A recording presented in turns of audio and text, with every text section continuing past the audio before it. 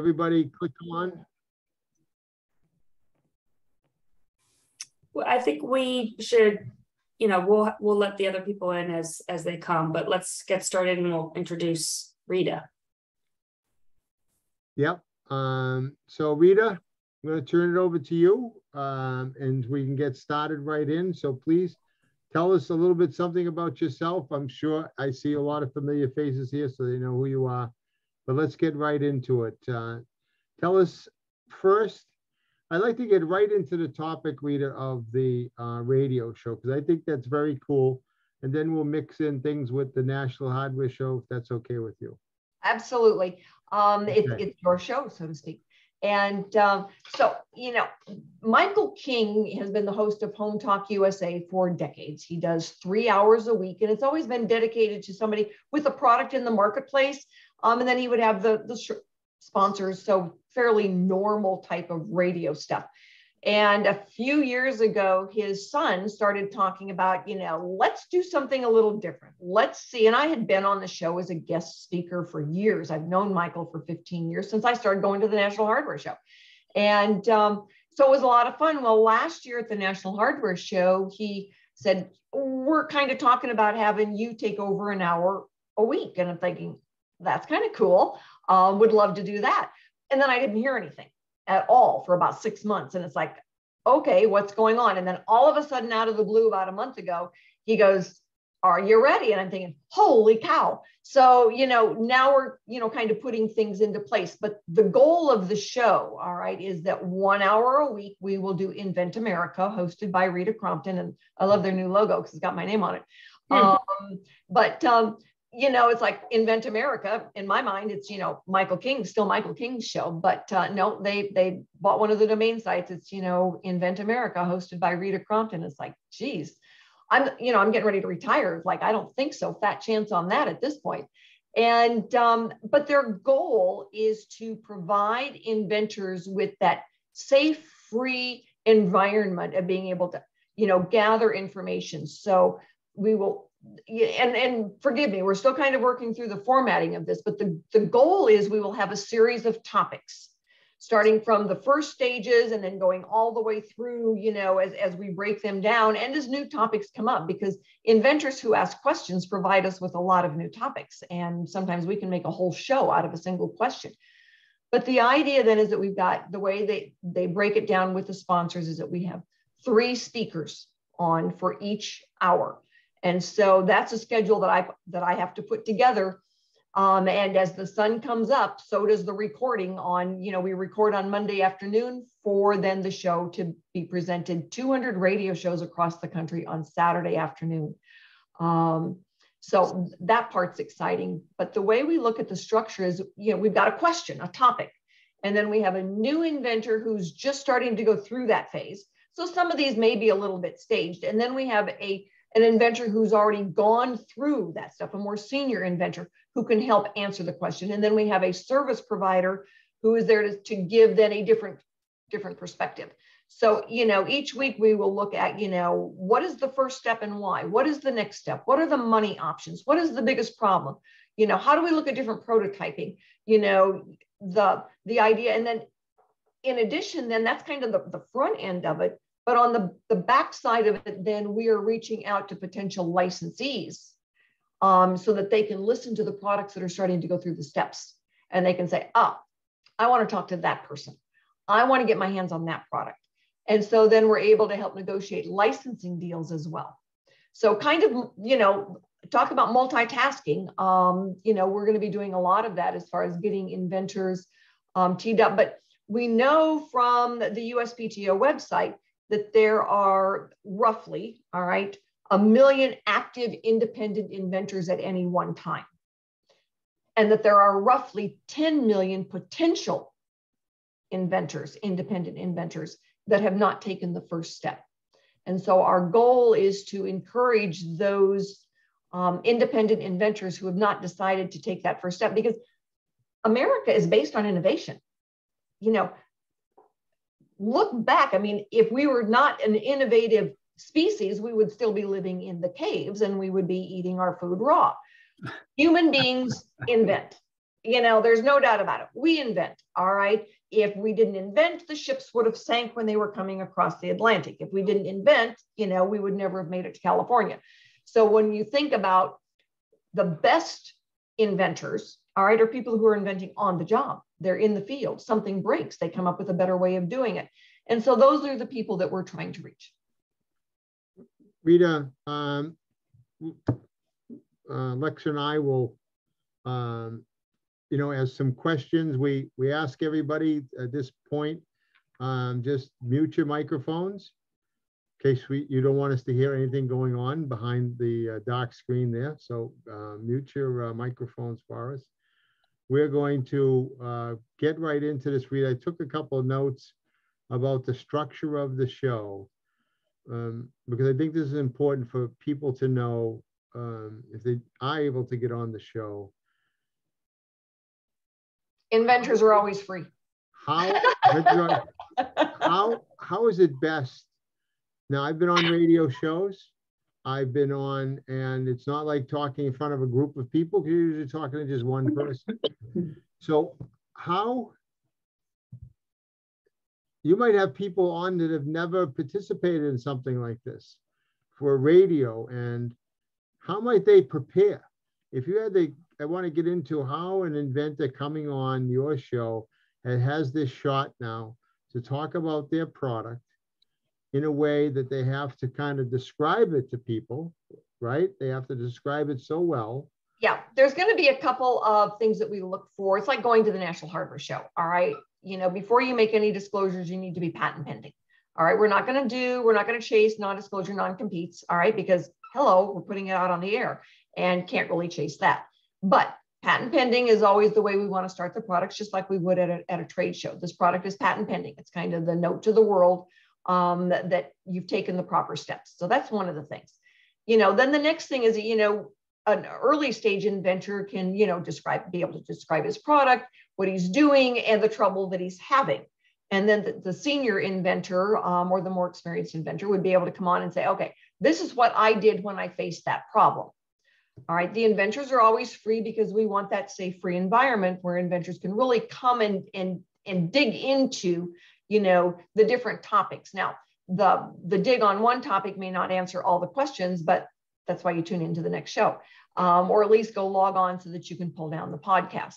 So we really want it to be then that ability for the inventors to, you know, gather the information and learn from each other. I think that's the other big thing is that, you know, you've got inventor A over here asking some questions, but there's, you know, 10,000 other inventor A's out there that are looking to get the same questions answered. And so there's a lot of people at various stages who have questions, all right, or have experiences, good, bad, and ugly. So the ones that are questioning where they're at, we want to be able to then focus on that as a topic. So having inventors be able to submit to our scheduling person, you know, the questions so that we can get them logged on. The website is being done, so there'll be a contact form. Inventamerica.info is going to be the website, but if you go to Inventor Lady, there'll be a link directly to it. And so then as the questions change and the topics change, you know, people can say, oh, you know, here I am, or, you know, I've got this question. Well, you may not be the chosen inventor for that, but then we'll let you know what the schedule is for, you know, 3 to 4 weeks in advance. And then, you know, there's times that we'll just, you know, we've got to be able to go out and have access to inventors. And we may go then searching for inventors that are, you know, this is the kind of inventor that we're looking for in someone at this stage, or someone that, you know, is a senior inventor and, you know, we need you to be able to come on and answer some questions. So we're really looking at making that online community. Now, I know that you know, things are recorded so that they can be put into then a podcast library. I know that eventually Michael is looking to take it to TV. So we're able to then track on a couple of different things, kind of the same version of the show, but then also the inventor, as they've gone through all the steps and gotten the product into the marketplace. So, you know, there's a couple of different ways that we're looking at that. But he's already got a radio show that he's focused on for HomeTalk USA. And he's looking then at taking it to the next level where it's for then the inventors as well. Several years ago at the National Hardware Show, he was there. interviewing people going by. They hop up right behind the chair and sit with them. I know he had me on a couple of times, which was great because you get a chance to say your product's name, get people maybe already go to your website and things like that. It's advertisement for it. I just want to clarify anything for the people out there. When you keep saying senior inventors, you mean by experience, not age, correct? Because just to get, I want people to know that you're gonna have someone on that has a lot of experience, not just older. That's right. That's okay. right. Absolutely. Absolutely. So, and some of it too is, the experience that we're looking for in a particular area. Like, one person we may have on has had, experience dealing with a registered patent attorney, but still may not have their product in the marketplace. But the topic that we're talking about is how do you pick a registered patent attorney? So the topic will, kind of dictate who we're looking at is, I'm having trouble doing this. And then the inventor who's been there, done that. And then the service provider who is like, yeah, this is how you can go about doing that. So, different topics will kind of dictate, the threesome that we have on. It may not be, a registered patent attorney that we have on, but someone who's gone through 2 or 3. So it really just depends, and I get to choose. Yay. Rita, for the benefit of everyone here, and for myself really, can you give us a little bit of background on the show itself, on HomeTalk, and how this meeting with independent inventors is sort of a natural outgrowth of what they're already doing? Because it's the #1 home focused, improvement focused show in America. Is that right? It is. It's a huge show. They've got 200 stations syndicated, and over 1 million followers of the show on either the podcast or the live radio. Live, I say that with quotation marks because it's not really live. They get to edit it. Mm-hmm. But Michael has been doing this since I met him 15 years ago. When I met him, he was HomeTalk USA, and that's who he was, and he was doing the radio show.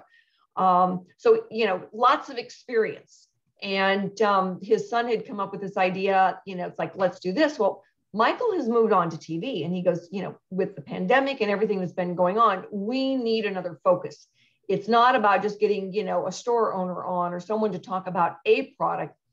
We need more. We need to, refocus our efforts on, how do we help people? And so that's when they came up with this idea of, Invent America, because it really followed along with what they were doing when they were talking about in products, and they'd get, somebody who had invented a product and now they were in the stores and they really wanted to get in and talk about the product. It's like, well, how did you get there? Well, I invented it. Well, let's talk about that.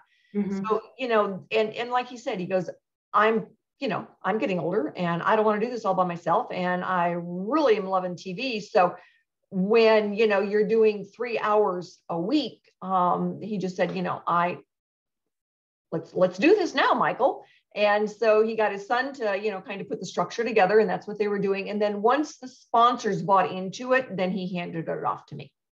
Let me ask another quick question, George, before you jump in. How will that, you had mentioned earlier on, Rita, that one of your biggest objectives with this show is to get exposure for the different independent inventors who come on and for their products, especially from a licensing perspective.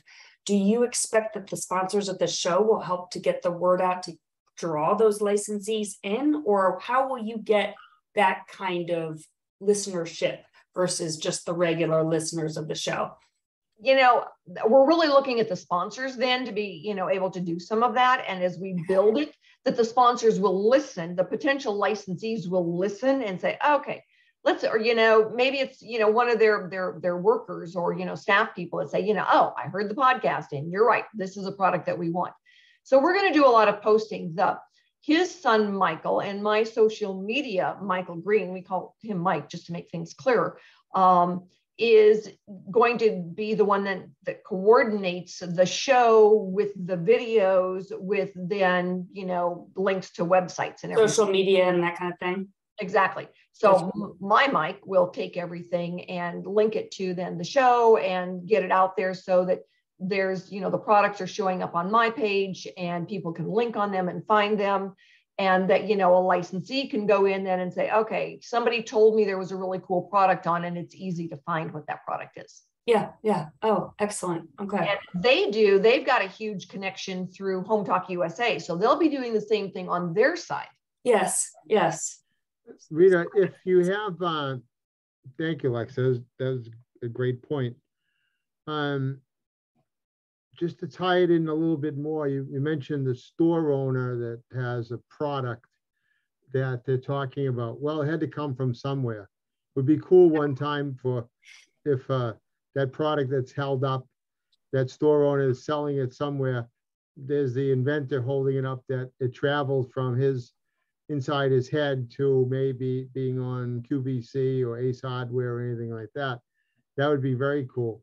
But the other part is that I could definitely see, Rita, with you being able to even promote, if it's a, let's say if it's a inventor or early stage from Invent New England that's on, having them saying, yeah, I started with Invent New England, and I'm not going to hurt my arm by patting myself, Alexa, but a lot of them do start that way. And then to be able to say, I started with a local group, or I started with a local score person, and this is also where we traveled. So being able to show that on your show, talk about that on your show, I think is going to help tremendously of getting people involved in the inventor groups around the country. You're right. And I've talked to Carmine. He is on board. We're going to promote through UIA, you know, Invent America, and, you know, then through Invent America, say, you know, get involved with a local group. And, you know, we're doing the Inventors Roundtable Virtual West, Inventors Roundtable Virtual East. So, you know, for those people who can't get to then a virtual meeting or local urban area, if they don't have one, that they still have an option out there. So we're promoting UIA and getting involved at UIA level and then your local level, so that you can go then and have that camaraderie, you know, have that support and the local resources. Because one of the things I learned doing the meetings is a lot of time your best resource is the inventor sitting next to you, because they met somebody, they know, don't, it's like, oh my God, don't do that. Don't use that person because I did. And it was a disaster. So, you know, a lot of times that inventor sitting next to you is much more willing to share some experiences than what, you know, the leader can share and end up, you know, having to say something they would rather not say. Mm-hmm. You know, but inventors need that information. They need to know. It's like, you know, this is not a good guy to use, but a lot of times it's the inventor sitting next to you that's willing to whisper in your ear and say, don't use that guy. So having the ability to, Rita, is that since you'll be getting inventors from, you know, all over the country, one item that might come up too is that some area of the country might have a lot more, let's say, to use your term, I hate to say senior when it comes out of my mouth. It doesn't sound, it makes me sound wait a minute, I'm older than you are, so. Yeah, I know, it's senior inventors, but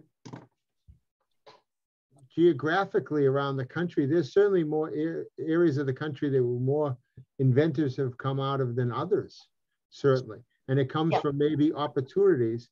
I know you've recently been out to the Dakotas, long distance in between having this, you know, there's like 9 people per square mile, where I grew up, there's 10,000 people per square mile. So opportunities for innovation kind of really come from sometimes where people live, but not necessarily. You could have a lot of people that work more outdoors, that come up with more ideas for products and take them in. So I could see definitely the show sprinkling in, you know, the Pacific Northwest being maybe the hotbed for products in a particular year or anything like that.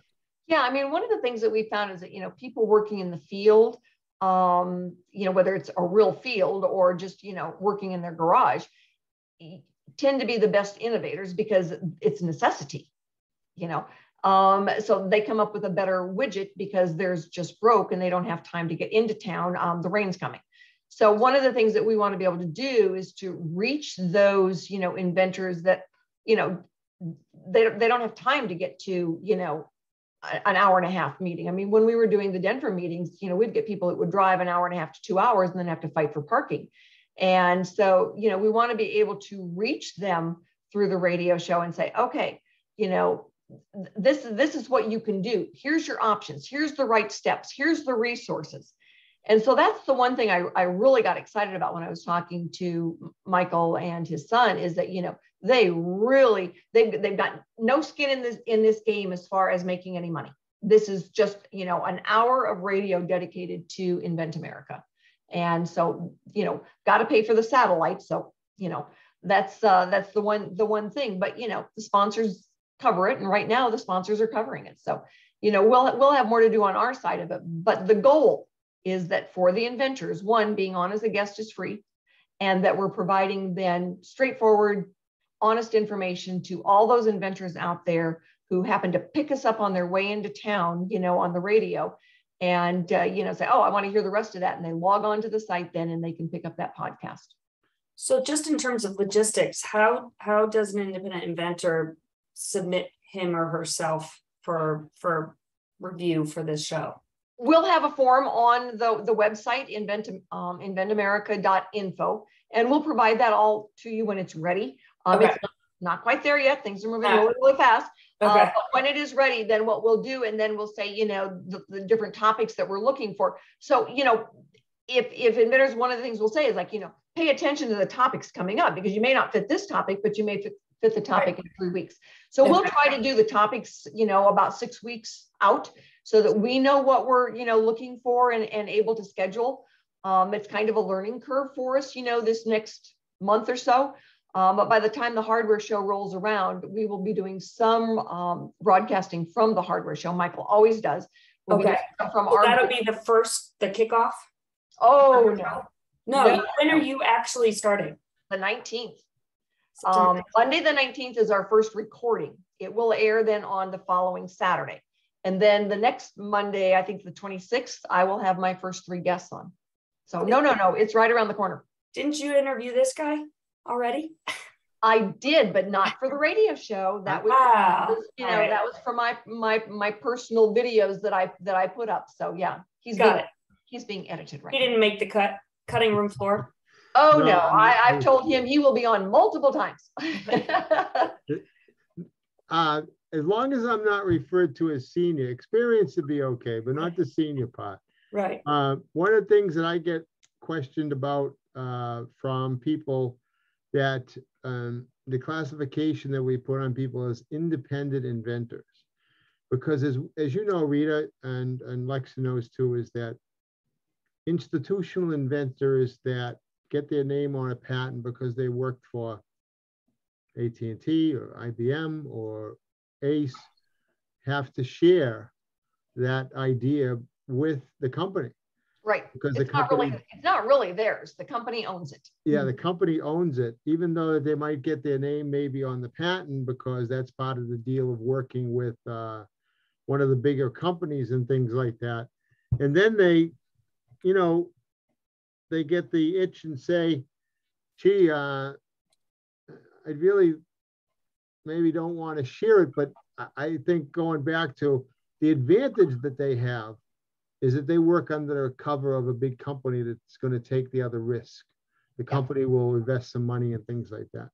So as we talk about the independent inventor, in that now the independent inventor might start a little LLC that's not tied to anybody but themselves. So that really, to let everybody know, the kind of when we talk about independent inventors, it's that you are not tied to another company. You are the one looking after every detail of that, not just coming up with the idea.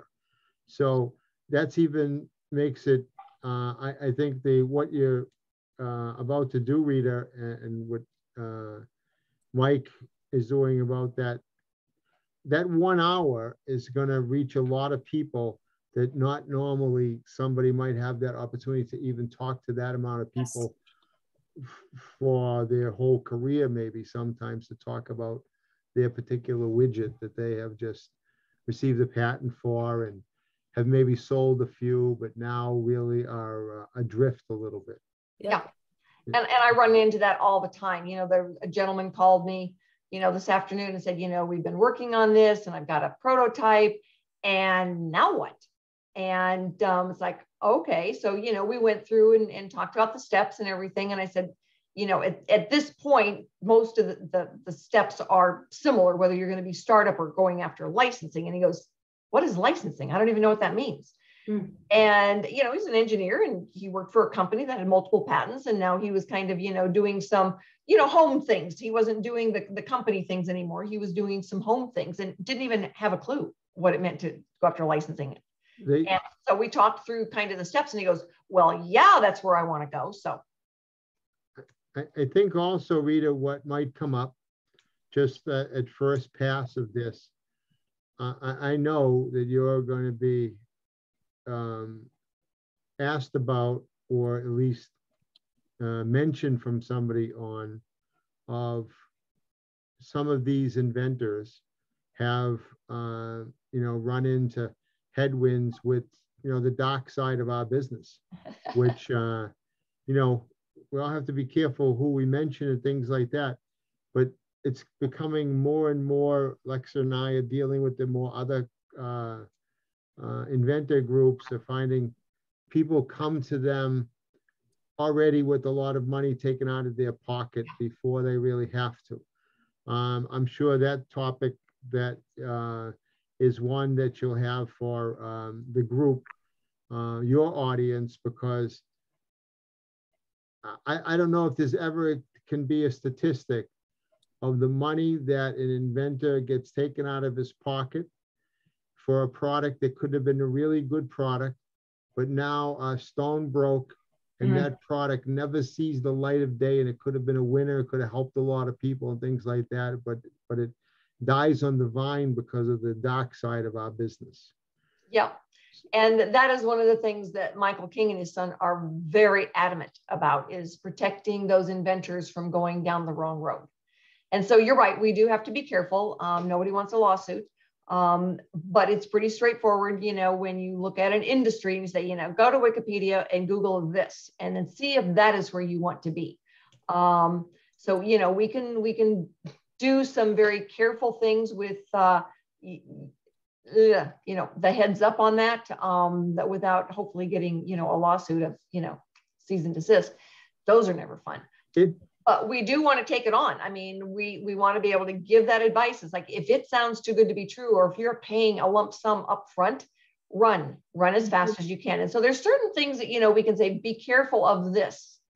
And, you know, I was talking to Michael Miller this afternoon, and, you know, he had been a speaker at one of those licensing. I'm sorry, Rita, just mention for our audience who Michael Miller is, or what Michael did before. Sure. Michael Miller worked for Danco. They licensed a lot of products for Home Depot and Lowe's in the plumbing industry. Okay. And Danco is no longer licensing Inventor's intellectual property, so Michael has left them. And he's not exactly sure which direction he's going, but he has been an expert in the field, on the board of directors for UIA for a long time. And now is kind of, you know, looking at what his next steps are going to be. But, you know, he had been very active in the process. And when we talked about, you know, some of those not so good companies out there, you know, he was adamant that they are just, you know, nasty. And that, you know, companies just like you found out, George, is that people would spend, you know, tens of thousands of dollars on something and then wonder why he couldn't take it on and license it. And it's because it was done very poorly. Yeah. So you're right, it could have been a good product, but because, you know, they went through the wrong steps. And he goes, you know, there are some groups out there that say, oh, you don't need to get a patent. That just bring us your idea. It's like, no, and no. You can't do it that way, Michael. And he reiterated this afternoon. And just like, you know, Michael King believes you have to have a patent done by a registered patent attorney to go and license to a legitimate licensee. License to a scoundrel, they might be able to, you know, license your belly button, but it certainly adds weight when you're sitting at the table, that you can bring that to the table and put it out there saying, this is as tight of a document as I can get. And it certainly gives that licensee a better scope on, okay, they got one checkbox out of the way for that. It has, it has been done and patented as best it could be done by professionals. Just like you want to get the best professionals you can if you want to do prototyping and things. I want to move on to, I think, Rita, you're going to have more than enough content for your radio show, just in the, what we've talked about tonight with, people listening that have maybe been sitting on the couch wanting to get in the game and say, okay, now I just found the good path to go towards it. So I think you'll have a lot of listeners that way. You're gonna have a built-in audience for things, a pipeline of speakers. I don't think there'll be, a problem at all. Let's segue that right into the National Hardware Show, and how, and I know from the first, when the National Hardware Show, they tried, you got to give them about, when the pandemic hit and all of a sudden nobody was going anywhere and trade shows dropped off the map. The map. That was a good, I was probably going to say something else that Lexa would have to edit out later before, but yeah, dropped off the map. And now, I don't know if they'll ever be the same, but they have to be, they're going to be there. And timing for being at a trade show is important. You don't want to go too early and not have anything to show. You don't want to go and maybe not have samples that somebody says, hey, listen, when I get back to my office, send me 3 of these so I could show it to my team and things like that. And the only one you have is the one you brought to the National Hardware Show. Right. So we look at with our team, okay, we'll have 30 inventors. We've got 600 square feet. We're right in the front, right as you come in the entrance hall. So that's really cool.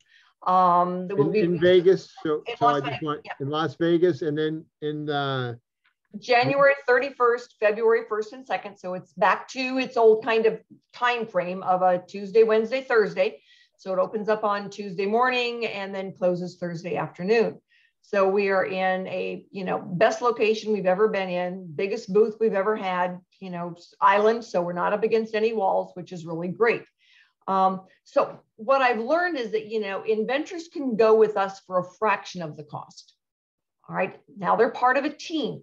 So they can go, and even if their product, and this year's a little bit different because it's the National Hardware Show, the Builders Show, and the Kitchen and Bath Show. So it's even, covers more industries than it normally does. But an inventor can go for a variety of reasons with us. First of all, fraction of a cost. So they can go with patent pending status and sexy prototype, maybe the only one that they've got. But they can gather a lot of information. They can gather a lot of names. They can ask then a lot of questions because they're wearing an exhibitor badge. They're not just walking around as an attendee and having people frown at them. They're an exhibitor. So they can show their product and say, what is the, if this was in your store, what would the best price point be? What is the packaging that you would look at for this? You can get a lot of information there, and you can talk to more people in 3 days than you could talk to in 6 months. All right. It is better than any kind of crowdfunding that you could do, because again, now you're not trying to sell it to one person, you're trying to sell it to a store owner.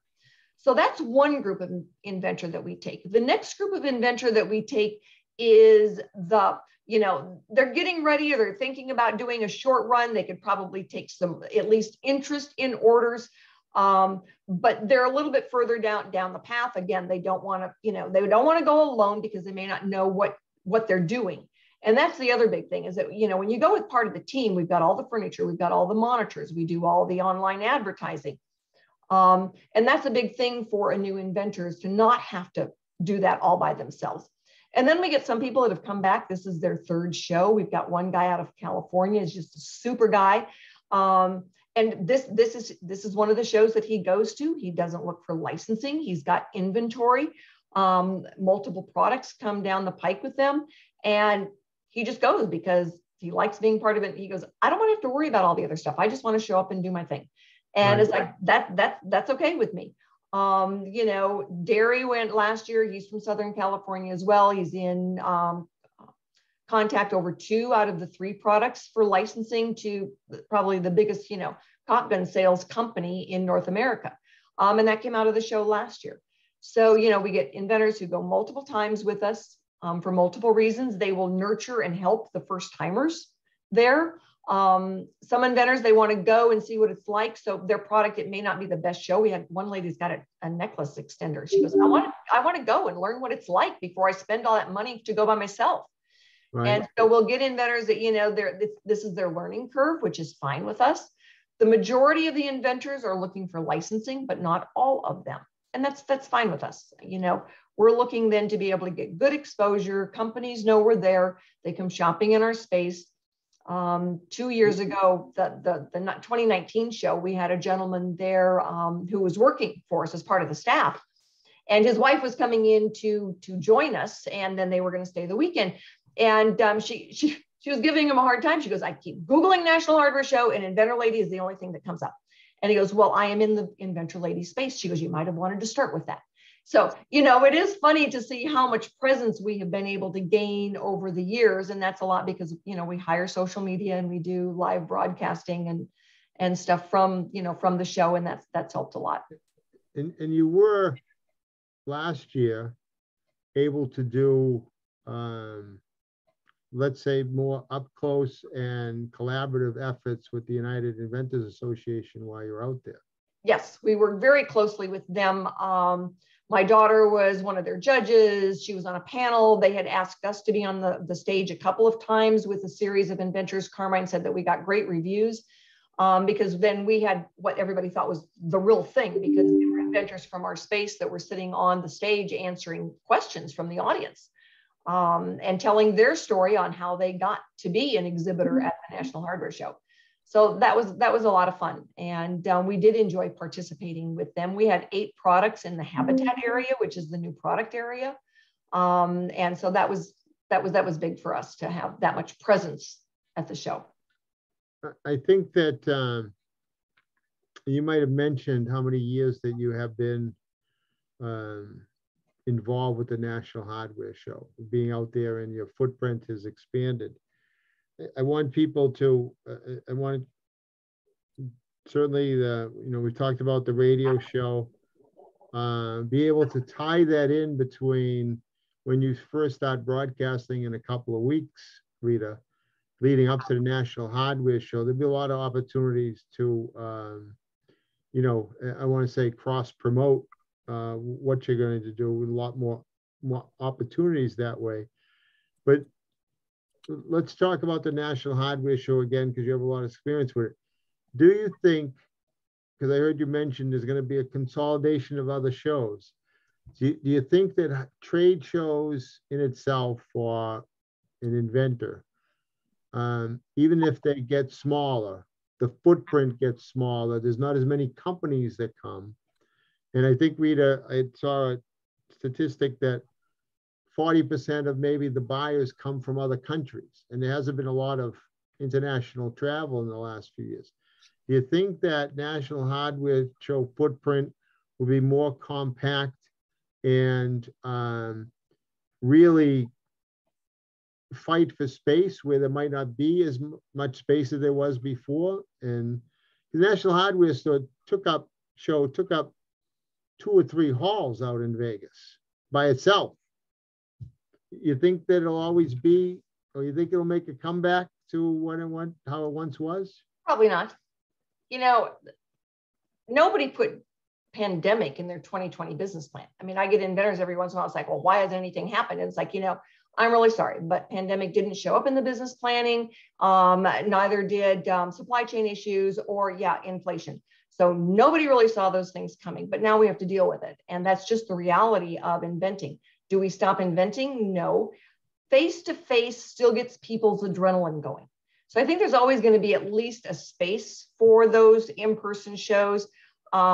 where we see people will, try to pitch virtually. It's not the same thing as pitching live and shaking hands and the eye-to-eye contact. So last year, we saw more come out of the April show than we certainly had in the last couple of years, which was good because, we're getting ready to license one of the products to the QVC.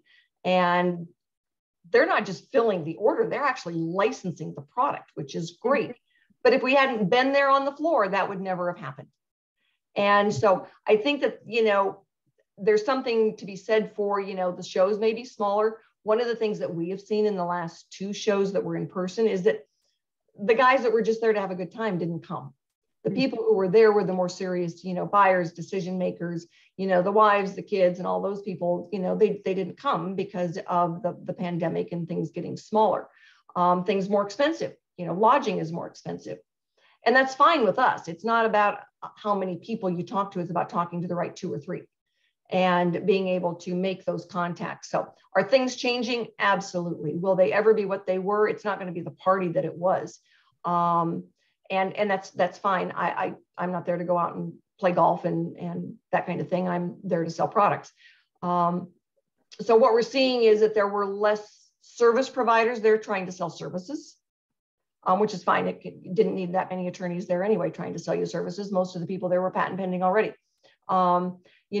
So that was one of the things that we noticed is that there were less of just the guest attendees there that were the wives and kids and friends of. There were less service providers there. And there was certainly a lot of less international travelers there. So what did we have to deal with?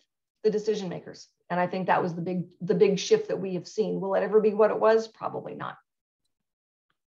For the independent inventor, Rita, that needs every opportunity they can to show their product, just to get even feedback on it.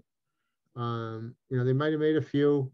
They've had their 15 and 20 member family tell them it was a great product, when it might not really be. But I want to stress this for people who are listening, and is that when you have an opportunity to show your product, you have to be ready. You do. And when you're practicing your pitch, I always say, stand in front of the mirror and practice for, a few minutes.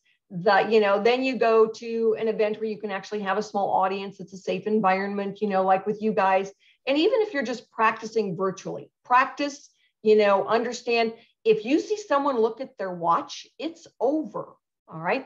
When I'm presenting and I'm in an audience live and I see somebody look at their watch, I ask them a question to see if they've been paying attention and I bring them back in. But when you're pitching, a lot of times you're so excited, you've got to learn to watch for those things, and practice helps. Now it's hard to tell if you're virtual that somebody's looking at their watch, but you can generally tell when you start to lose, the contact. It's really important. You need to respect the people in the audience's time. So if they're a board member, or if they're, a group of potential licensees or investors or, inventors, respect their time. They don't need to hear your life story. They want to know a couple of things real quick.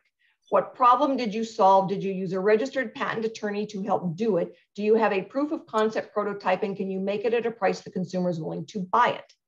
All right. Once you answered those questions kind of in a layout, all right, then you allow them to ask questions. And if they want to know, how did you come up with this? They'll ask you. All right. If they don't care, if you've, come up with a new car that's going to fly over the intersection, they may ask that. All right. If you've come up with a new flashlight, they probably don't care to hear your life story. All they want to know is, does it work? And did you get a patent on it? So you give them a chance to ask the questions as you lay it out, and don't get into, I've heard inventors pitch their whole life story in 30 minutes. And I can tell by looking around the room that after 5 minutes, people were snoozing out. So pay attention to the audience, watch your audience, read your audience, and then let them ask questions, I think is really important. Once you get, through a few of those practice pitches, all right, now you want to be able to go to the professional show. You want to be patent pending. So if you're out there and you are patent pending and you've got proof of concept prototype and you fall into a big box store range, join us, because now you can practice again, and you can practice to the people who are going to make a difference. And that is my sales pitch. I want to, we have some questions, and I want to jump back to how that translates into radio about being prepared and to be able to very quickly get your message out there about your product. Because I know from being on radio, being able to paint the picture of what the problem that you solved and the item that you have that solved it, that might take a little bit more work for someone who's doing a face-to-face with someone. And I think that is going to provide excellent real world experience for someone to go through that, to get the butterflies. You know, you could practice all you want. And they said, okay, kickoff is in 30 seconds, and they run the other way. All of a sudden, I was when I lived in Denver, I was on TV on a pretty regular basis, and I'd get inventors on, and as soon as they stuck the microphone up to their mouth, they go, oh, yeah. And, you know, it just freaked. So it was always funny. What we do is we have a series of questions that we send to the inventor who's going to be on the show, because, you know, it's radio, so it's a very structured time frame. Mm-hmm. And so we want to be able to get through those questions. And if they're not real structured and I'm not paying attention, then we've got to cut and go to one of the sponsors, and it's over. So the time frames are very strict in you know, the way they're structured. The questions go out to the inventors so that they know what they're going to be asked, and then they're kind of coached through so we can make sure we get to the end. And then having the links to any of their website pictures, videos is another way to get the information out. But you're right in the fact that it's not like they can, you know, watch the audience, or they can even, that I can watch them. Right. Radio is radio. So we have to be able to verbally create the picture for them and engage the audience. And that's kind of my responsibility, to make sure that we're getting through those questions on a timely manner. So the inventor does get a list of the questions that okay, that's, yep. Excellent. And it is edited. It is not live, and there are no call-ins, because we've got to meet the structure. So, you know, we can, you know, if we're a little bit long on one, they'll edit that part down so that we can make sure we get to the end.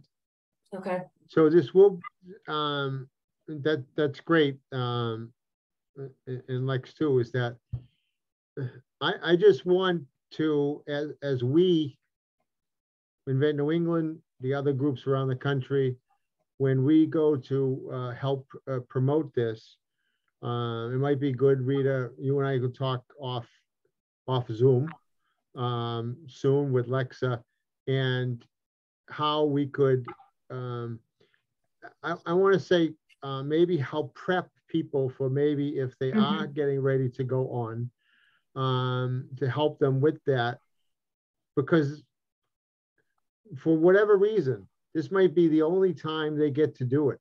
And so I see a lot of tie-ins with other groups around the country, help them prepare, saying, okay, here's your 5 questions that you got. Okay, let's hear what you're going to say, because it only takes, you know, one person's ear that says, what did they just say about that next mixing device that they said for the kitchen?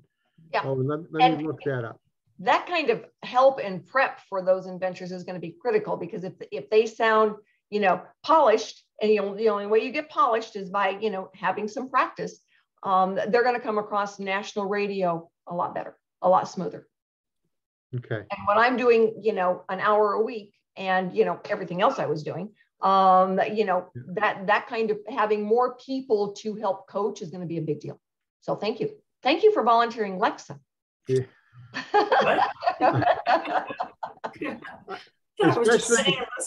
Especially when she isn't around, I volunteer all the time. That's why they say, when you better show up to all the meetings, because you don't show up to meetings, you usually get volunteered to do some work when you work for a company and stuff. You show up the next day and said, oh yeah, you got put on the committee for the Christmas party. I said, but I wasn't even hear that. Well, show up to meetings next time, and you won't get somebody won't volunteer you. That's right. I'm going to let Lexa, we have definitely some questions we'd like to get to, Rita, about the show. I see a few others. And then you know, we'll go to wrap it up, but Okay. go ahead, Lex. Yeah, someone had asked about Rita's website to reach out to her about the radio show, and I know it's inventamerica.info is where the radio show will be sort of connected with. But in the meantime, before that goes live, go to inventorlady.com, and once the podcast / radio show website's live, you'll link to it. Correct? Right. It's being built on our site. So, you know, Inventor Lady is going to be, it's going to be right there, part of our site. So, I see. So it'll redirect to. Yeah. The inventamerica.info will be redirected to the page on my site. My guy's building that. He actually is working with Tori. So she's wonderful. So she's taking care of all the hardware show stuff while Mike is focused on this. So you'd be able to go to inventamerica.info and it'll take you to the same spot. Okay. So it's not two separate sites. It's the same spot. Okay. This is a little off topic, but I do want to read this question. I'll paraphrase here that how do you deal with these, bring your product to these big international trade shows, and then, you know, copycats are there looking for the next great product, and how do you deal with, even though you've patented your product, what are you going to do if there's international companies that just don't respect those US patents? You've kind of got two options. You can hide it in your garage and never do anything, or you can go out there guns blazing and sell the product. And, you know, as far as the international orders, there's two things that will get someone to copy you more than anything else. One is that your price is higher and they can get it cheaper. And, you know, if it is, if it's going to be made in China, it probably can be cheaper. If yours is not, and then the quality goes down. And it's like, you know, buy mine, quality is better. And, you know, that you're not able to fill orders and somebody else feels they can. But if you're competing on price and you're able to fill the orders, now you've got the original. All right, you got the first one to market, and somebody else is a copycat. You can stop things at the border. One of our inventors has been, you know, fighting a lawsuit with Amazon for a company that just blatantly copied everything off of him. And, you know, it is a fight. Now, if you're like Josh Malone and you license your product and someone infringes on you, now the licensee pays to fight the infringement and goes after them, and they won for Josh. So that was great. And he's one of the first one to say, if I had not licensed it, I would not have been able to afford to fight the battle. Yes. A licensee will fight the battle, all right, and pick it up for you, the inventor. So, you know, that was, you know, questions that come up all the time is, you know, how do you deal with those international ones? Well, you can make yourself crazy and never get to market, or you can figure, you know, I'm going to sell in the US. That's my major market. Focus on the US. And if anything starts coming in, I will have it stopped at the borders, because that you can do. Patent has to issue before you can take any action. And a good licensee doesn't want you to wait for the patent to issue before you go to market. They want you in the marketplace now, but you can then go back after anyone that has infringed on you and is shipping into the US. Can't go after, if you didn't file in a foreign country, you can't go after them there, and it will happen. But only if you're coming into the US where you only if you're coming into the US where you've got a patent. Now, if you've got a patent in China, you can stop the manufacturing in China. But that's got to cost a ton of money too. Actually, it doesn't. Oh, really? No, the filing fee is about the same as in the US. No, I don't mean to file in China. I mean to try to monitor your copycat product from coming over the border. And if you filed in China and you've got a licensee, then they're the ones that are going to go after it. Sure. China will shut down. They can have it. We did that with Kettle Pizza. I figured if somebody was going to knock it off, it would be in China. So, Rita, I'd like to ask everybody to please put your cameras back on. And like I said last night, I like to say, check what's behind you before you put your cameras back on. We don't want any big surprises here while we're being recorded. So please, everybody come back on. One time, before I asked everybody to come back on so we could see their faces, I actually cut everybody off. So I never saw anybody again. That's when Lexa took the controls out of my hands for the evening. Good job, Lexa. Do that stuff. So please, and we'll wait a couple of minutes if there's other people that want to come back on. I want to thank everybody for their time tonight. As Lex and I always try to do at the end for our guest, Rita, thank you very much. We, on behalf of independent inventors, you're always, you know, at our side or in front of us, trying to get the best deal for independent inventors that you can, and always willing to help about running multiple groups around the country. And now that you're on the East Coast, it's a little easier for all of us to connect with you. We're going to put on our website, INE, the dates of the National Hardware Show. And when you, if you think that the end of January, beginning of February is a long way away, it is not. No, it's not. So get in touch with Rita if you have any questions. Rita, one more time with when we will be able to hear you on the show, and I say live, but it will be recorded of it. What's the date again that you will be first broadcast for Invent America? The 19th is my first recording, and it will air then on the following Saturday. So we record on Mondays and it airs on Saturday afternoon. There's 200 channels that it airs on, so it just depends on, you know, which one in your area is picking it up. I will send out some links with some of that information as soon as I have it, so that, you know, different parts of the country can see, you know, what channel is in their area. So mine, if Monday is the 19th, then Lexa, help me out with the 24th is when 24th. it'll air, Saturday 24th, but it would be great if you sent out those links, and I'll post it to this. Okay. By the way, anybody who was here last night, that recording with Carmine is up on the Invent New England website. I'll do the same thing with tonight's meeting, and then I'll post those links in sort of the notes so that people can get ready for the 24th and find it in their area. Yeah, and Carmine said we'd do the same thing with the UIA site. Okay. Well, but he wanted everything posted because, you know, we're going to promote UIA and try to get people to join there, you know, promote the radio show. So, you know, a good cross section of, you know, getting information out. Great. I'm putting that in the chat box right now. Okay. Well, thanks so much, Rita. Appreciate your time, and I'm really looking forward to hearing the first show. So yeah, we're a little nervous and excited, and I guess that's a good thing. So thanks everybody so much. Like inventors, nervous and excited, Rita, like inventors. No kidding. All right, everybody, I will log off, and if you ever have any other questions, you just let me know. George and Lexa have my contact info. Rita, thank you very much. Thanks, Rita. Very much. Good night, thank you, everyone. Everyone have a safe evening. If you need anything, you know where to reach us. Please be safe out there. And in 2 weeks, we have our friend, you can check on INE, inventne.com. We're going to have Elizabeth Doherty as our next speaker at the end of September, on September 26th. On Monday evening, Elizabeth is the Regional Director of the United States Patent and Trade Office. Always a wonderful guest and full of knowledge about what's the latest things happening with the United States PTO. So that's Elizabeth Doherty in about 2 weeks. So thank you, everybody. Great to see everybody. Good night. Good night. Night.